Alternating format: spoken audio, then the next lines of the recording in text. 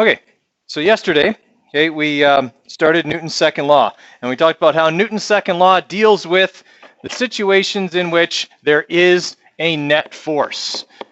Okay, Newton's second law says that the net force can be calculated by multiplying mass by acceleration.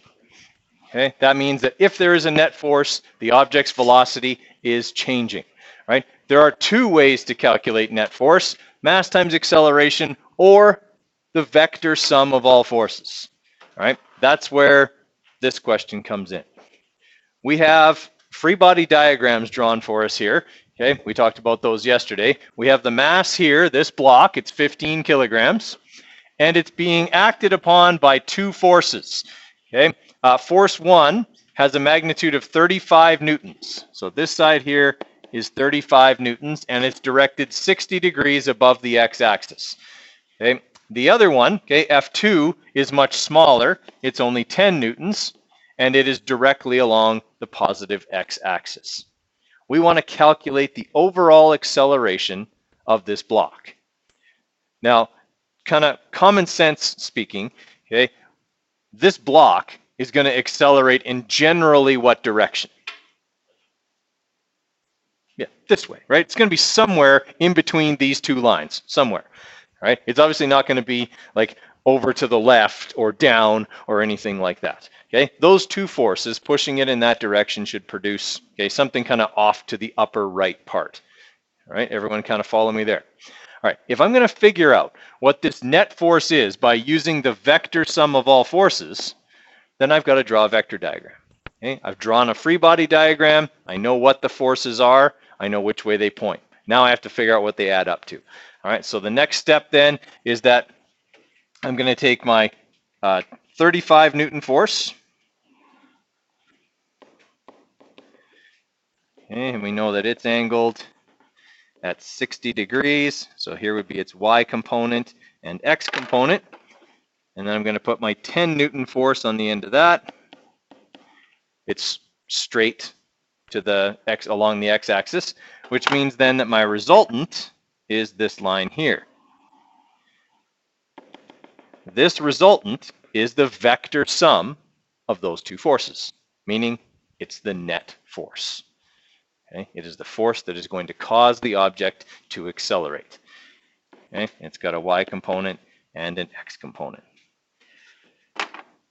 All right, so what we have to find here then are all of our x's and all of our y's, just like we did in the last unit. So black x is the adjacent side, so we'll have cos of 60 times 35 newtons. Right, and y is the opposite side. That's the sine of 60 times 35 newtons.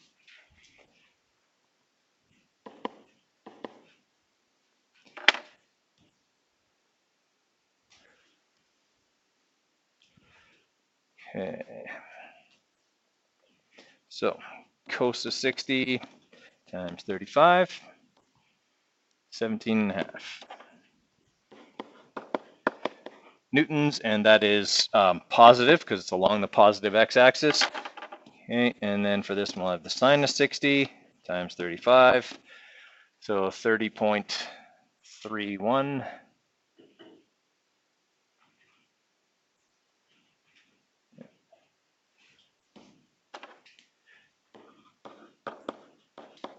Newtons, and that's going to be also positive because it's up. Okay, for the red line, that's pretty easy. We have an x component of positive 10 and a y component of 0 because it doesn't go anywhere vertically, it's just horizontal. Now we can use those numbers to calculate our green x and green y. Okay, so green x will be 10 plus 17.5. They both point the same direction, right? Black x and red. Okay, so we're going to have 27.5 newtons, and that'll be positive. And obviously there's only one y component here, and it's going to be 30.31 newtons, also positive. Okay, is that ringing a bell? Like, really, we're doing nothing different than we did in Unit 1 for vector addition. The only difference is that we have newtons instead of meters, right? Now that we have those, we can calculate the net force, or at least the net force's magnitude. All right, we'll use Pythagorean theorem for that. So 27.5 squared plus 30.31 squared.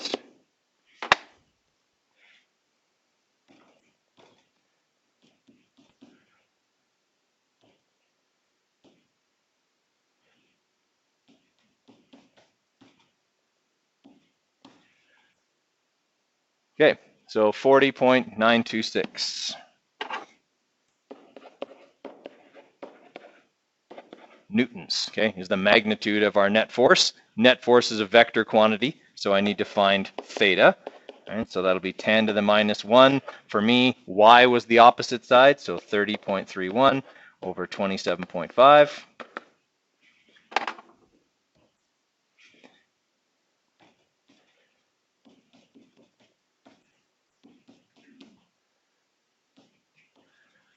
Okay, so we got an angle of 47.78 degrees. And that'll be above the x-axis. All right, what did the question ask me for? It didn't ask me for net force, it asked me for the acceleration of the block. Can I get that now? Okay, now I have F net, and I know the mass. Now I can go back to that formula. Okay, if you remember yesterday, I told you in basically every Newton problem you're going to do, you're going to use both F equals m times a and the vector sum of all forces. Pretty much every problem you do, unless it's incredibly simple and they just said, here's the net force. Okay, that would really be about the only situation where you wouldn't use both. Okay, so if I'm going to find that acceleration, then I'm going to take the net force that I calculated, which was my 40.926, and divide it by the mass. All right, so 40.926 divided by 15. All right, so my acceleration is going to have a magnitude of 2.7. I think we only have two significant figures, right? Or do we have three? We have two. Okay, so we have 2.7 meters per second squared.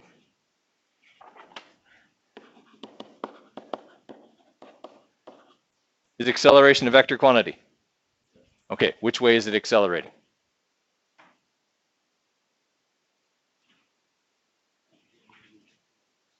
Exactly. Okay, same angle as the net force. If this is the force that's causing it to accelerate, it has to accelerate in the same direction that it's being pushed. That makes sense to everybody? It's not like you have to do a separate vector calculation for acceleration. It's always the same as the direction of the net force. Okay, so at 48 degrees above the x-axis. All right. Is that terribly involved other than the vector addition? I mean, there's a little bit of that, but okay. We know how to do vector addition. You guys did really well on that part of the unit exam. So okay, this is really just adding in an F equals M times A calculation after that. Okay. All right. Questions on how that one worked? All right. Sometimes on a question like this, I'll throw in a part B. Okay. I now know the acceleration of the block. I might ask kind of a kinematics question as the part B. Okay, so now I ask you, here's part B, the displacement of the block. Okay, when the force begins acting on the block, it is stationary. What did they just give me? VI. They told me VI is 0.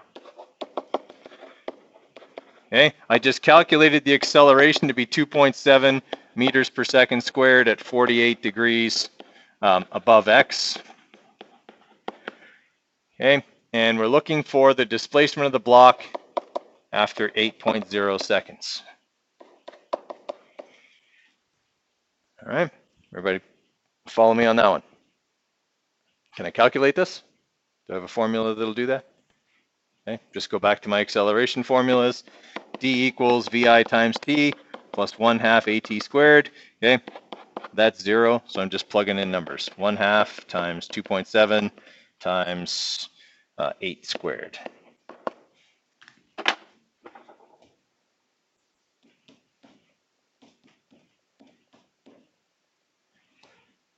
All right, so it's going to move 86 meters at 48 degrees above the x-axis. Remember, displacement's a vector quantity. That would be the part that would catch people. Okay, they do all this stuff and then forget displacement's a vector quantity at the end. Okay, so our total displacement, 86 meters at 48 degrees above x. Okay, anything terribly difficult there?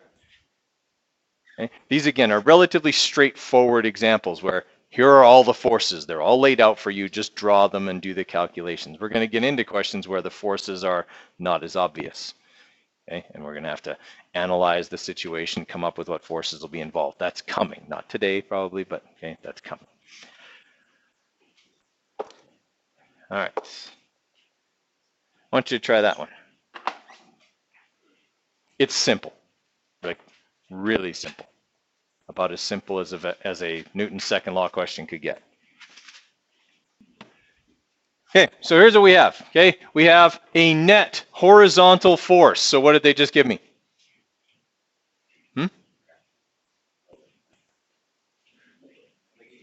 Yeah, they not just force, they give me the net force, the vector sum of all the forces that would be acting on this lacrosse ball, okay, which would include the force of the, what do they call it in lacrosse? Stick? I was going to say stick, but that didn't seem quite right because it does have a net on the end of it. Racket? Okay. The thing the ball goes in that they play lacrosse with, that thing, okay? So that would include the force that applies, the force of friction, okay, other things that might be involved, gravity, normal force, whatever, okay? They all add up to 3 newtons forward.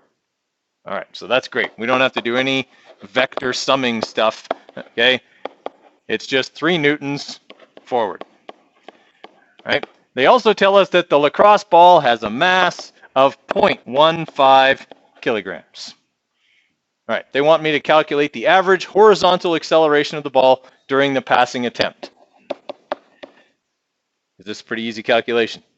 All right, just going to use F net equals m times a because I have 2 out of the 3 things. So a equals F net divided by m, 3 divided by 0.15. I think that ends up being 20, does it not?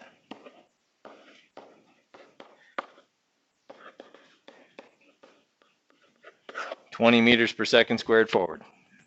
Okay, there's our acceleration. That is absolutely the easiest Newton's second law problem you will ever do in this class.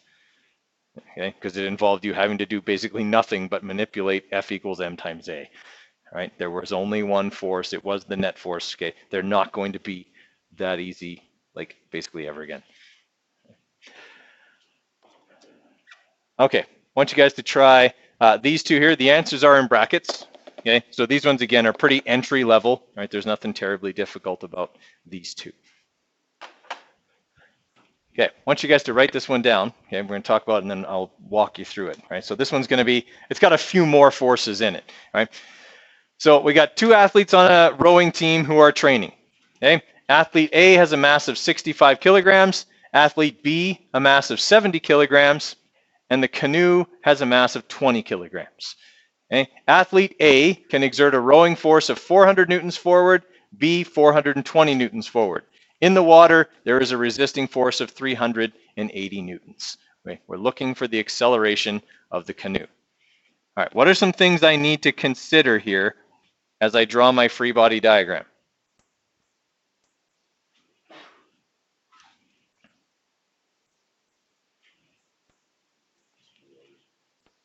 Okay, the 2 forces from the rowers are going the same way.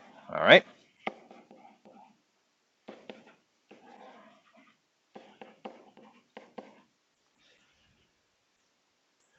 Okay. So then the resisting force is going to be the opposite way.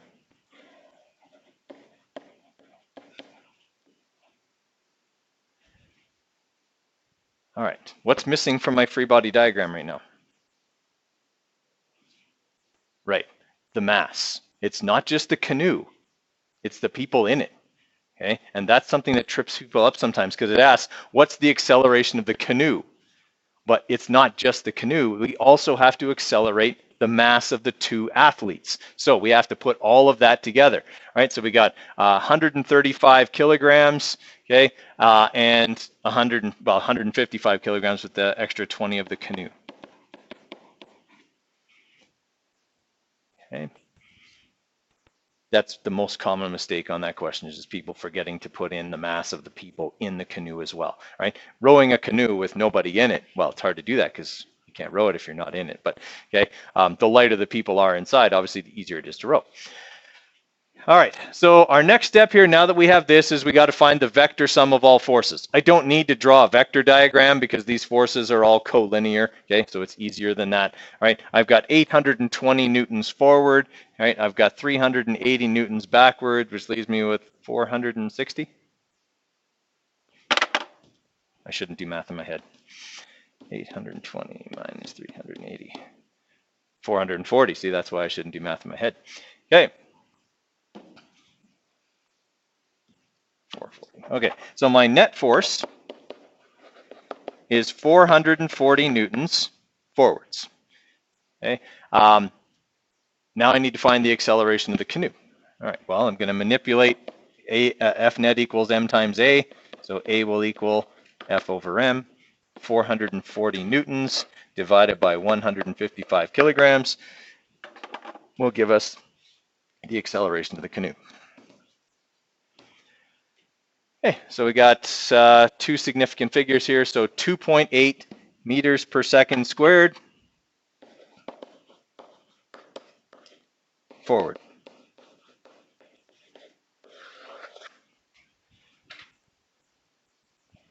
So you never use them, like, obviously those numbers are 2 digits, but like combine on actual equation.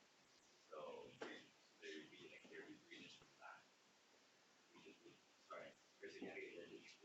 Sorry, you are absolutely right. No, it should be 3. Sorry, I was looking here just at 65 kilograms. Yes, you're right. Because we added those, adding is by decimal place. So yes, good catch.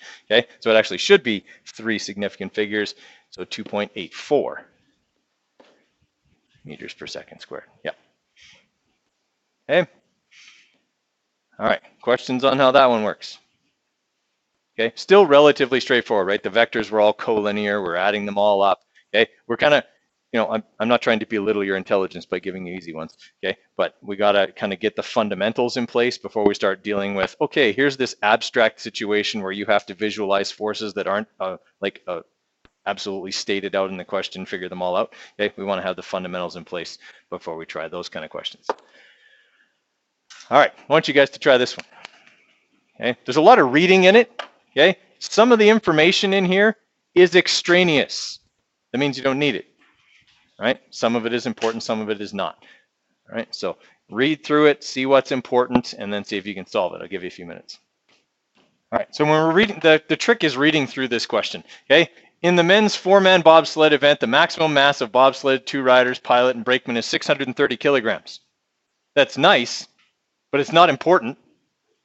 They tell us the mass of everybody and the sled, and it doesn't add up to 630. Okay.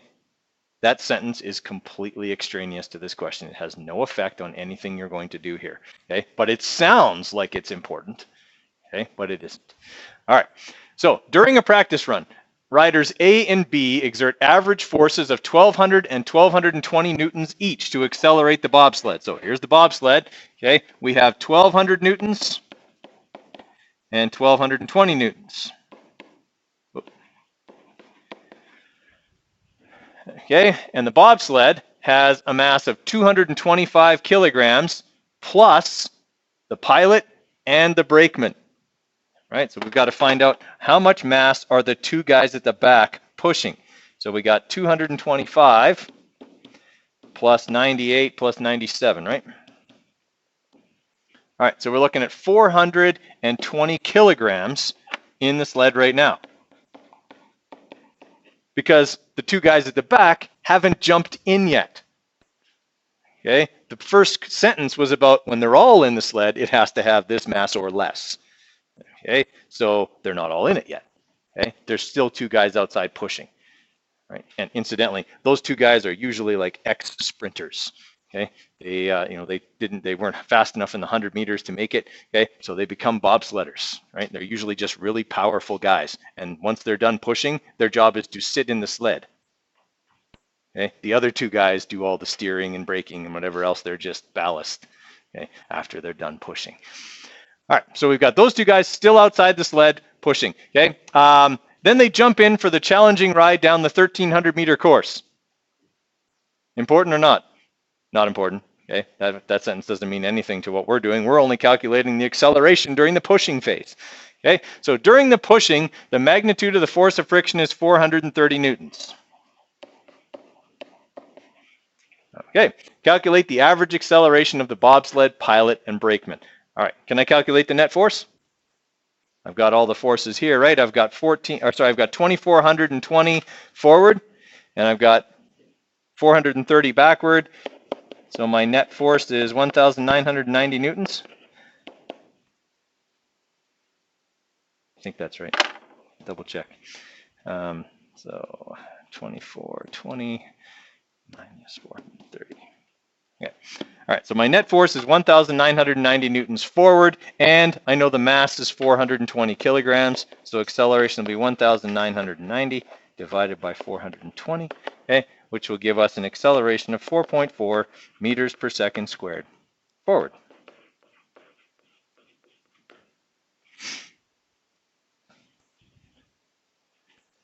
Okay, questions on that one? So how important is it to read the question carefully? Right, pretty important. Oh, okay, do I have a typo there? I should probably check it, right? 4.7, I have a typo there.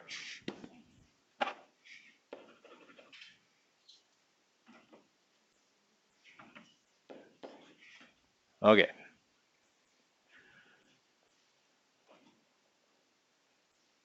Okay. Elevator questions are probably the most common type of Newton's second law question. Okay. They're relatively straightforward in that there's only two forces, gravity and the force of the motor or whatever. Okay. So sometimes an elevator question is actually about an elevator. And sometimes it's about an object being thrown into the air straight up. Okay, so straight up into the air. That's also an elevator question. It still involves a force pushing upwards and gravity pulling downwards. So anytime something is moving upwards, okay, we call or downwards, but vertically, from a forces perspective, it's an elevator question. All right, so what we have here is we have a person in this elevator. Okay, the person and the elevator have a mass of 600 kilograms. All right, so we're just going to write that right on here, make our free body diagram. Okay, the elevator cable exerts a force of 6.5 times 10 to the 3 newtons up.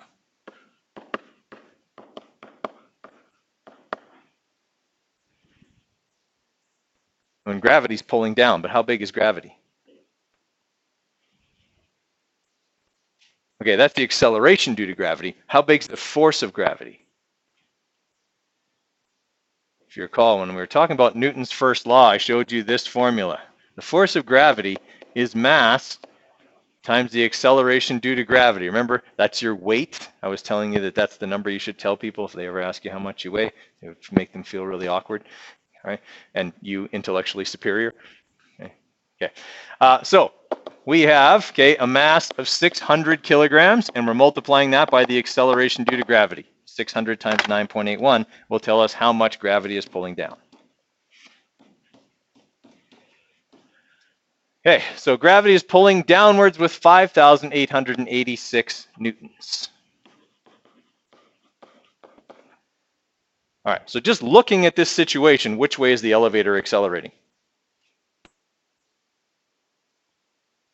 Up, has to be, right? The force up is greater than the force down, right? So our net force is going to be in an upwards direction, all right? Does an elevator accelerate the whole time you're in it? No. Okay. If it did, you'd feel heavy the entire time you were in it if you were accelerating upwards. Okay. You only kind of feel the elevator pushing on your feet and a little bit heavier when it first starts to move, and then you feel pretty normal after that. That's because it actually travels at a constant velocity, okay, once it does a short acceleration. Okay. Same thing if you're going down in an elevator, okay, you feel that like the floor drops away for just a split second, and then you feel normal after that. Okay, it's that moment of acceleration and then constant velocity after that. right? If you're in like one of the express elevators in a skyscraper that doesn't stop at any of the lower floors but only goes to the top floors, they will accelerate for a little bit longer, but at a lower rate. Okay, just because otherwise it's actually uncomfortable to be in the elevator, and people who are really sensitive to motion can actually get sick. Okay, so the acceleration will only last for a short period or will be very small and last for slightly longer. Okay. All right, so now that I've got the two forces, can I find the net force? Okay, I'm just going to go 6,500 minus 5,886, okay, which should give me 614 newtons, is that right? Yeah, I think that's right, 614 newtons. All right, that's my net force, and it's upwards. Now I can calculate the acceleration of the elevator. Okay, 614 divided by the mass, 600.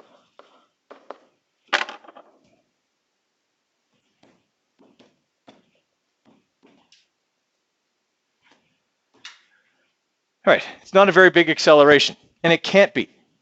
If an elevator accelerated at a high rate, people would fall down in it.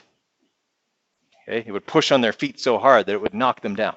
Right, so or like bend their knees backwards or other unpleasant things. Okay, we don't want that to happen. So elevators usually have a very low rate of acceleration. Okay. So about 1 meter per second. I think we had three significant figures there. So 1.02 meters per second squared up. Okay, so when it's an elevator, people generally do pretty well. Okay, because they remember that gravity is part of this. But if I change this question to be a person throws a rock straight up in the air, 1/3 of people forget to put gravity in. Okay? They just envision the only force acting on the rock that's being thrown is the hand that's throwing it. Okay? And they just forget all about gravity for whatever reason. Anytime something is moving vertically, gravity is involved, and the force of gravity can be calculated using that formula, which is really just this formula, right? It's just mass times acceleration. It's just a specific acceleration. This time it's just gravity. Everybody following me on how that works?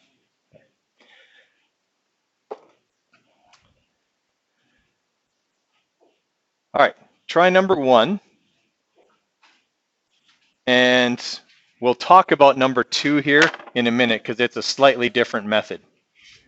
Okay, but for right now, try question number 1.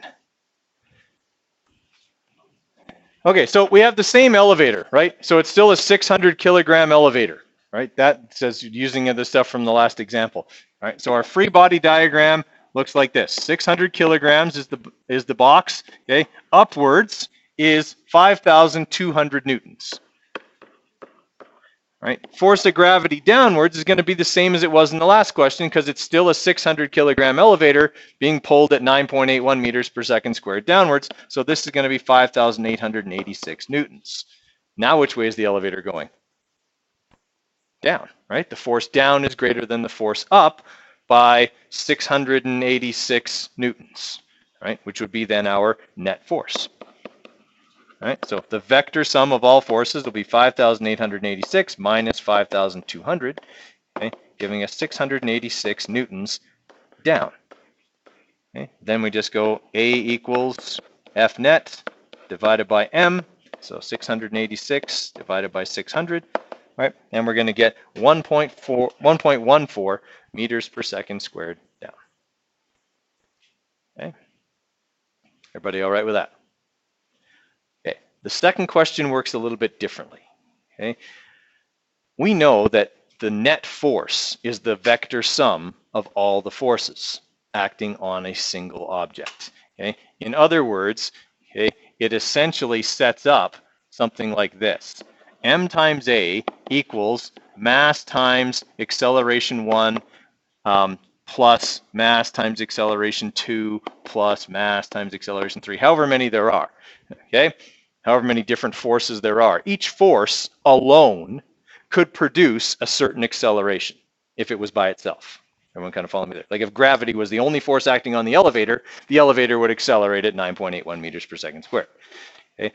Well, looking at this mathematically, what's in every single one of these terms? Mass.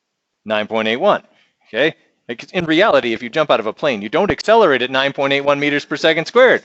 Air resists you unless you jump into a vacuum, which would be interesting. Okay? You can't accelerate at that rate. Air resists and keeps you from falling that fast. So the net acceleration is equal to the acceleration due to resistance plus the acceleration due to gravity. Okay, I know the acceleration due to gravity is negative 9.81. Okay, and I know the net acceleration is 5.96. If I can find the acceleration due to the resistive force, and I know the resistive force, I can calculate the mass of the skydiver. Okay, because again, this formula here is really just this formula. F net equals the force resisting plus the force of gravity, the vector sum of all forces. Expanded out, that's mass times the net acceleration equals mass times the acceleration due to resistance plus mass times the acceleration due to gravity. Because mass was common to all of them, I could take it out. Okay? Everyone follow me there? It doesn't matter what mass is, okay? Every term was being multiplied by it, so I can take it out. Now I can calculate AR. So the resistive acceleration is going to be the net acceleration, okay, minus the acceleration due to gravity, right? Just bringing G over to this side. So that's going to mean negative 5.96 minus negative 9.81, because this is down. Okay, so it's also negative. So when I do that, okay, I'll get the acceleration that that force could produce.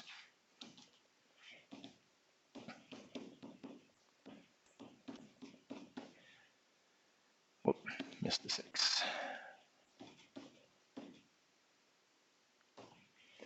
All right, so the resistive acceleration is 3.85 meters per second squared. All right.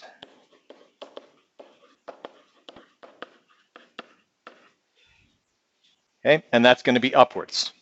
Okay, since I know this is true, okay, the force resistive is equal to mass times the acceleration resistive, I can calculate what the mass of the skydiver is. Okay, the force resisting is mass times the acceleration resisting. So divide these two, and I've got the mass of the skydiver. So 250 divided by 3.85 gives me the mass of the skydiver.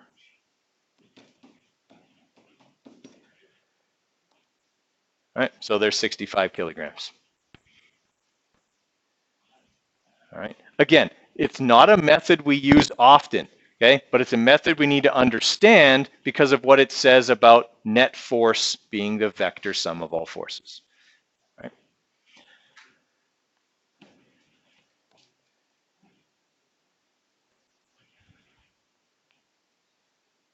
Okay, try number 1. It does not involve using the net acceleration method. It's just a net force question. All right, I'll make it a little bit bigger so you can read it.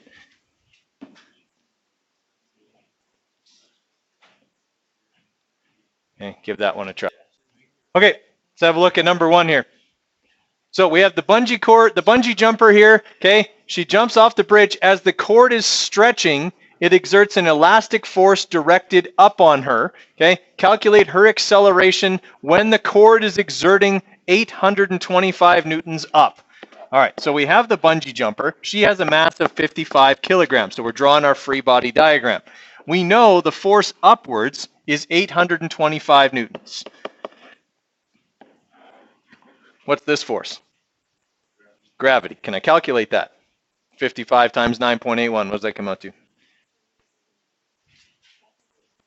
539.5, right? 5.5? Yeah. Okay. Newtons. All right. So obviously the acceleration is which direction? Up, right? The force is greater up. That's what you want at the bottom of a bungee jump.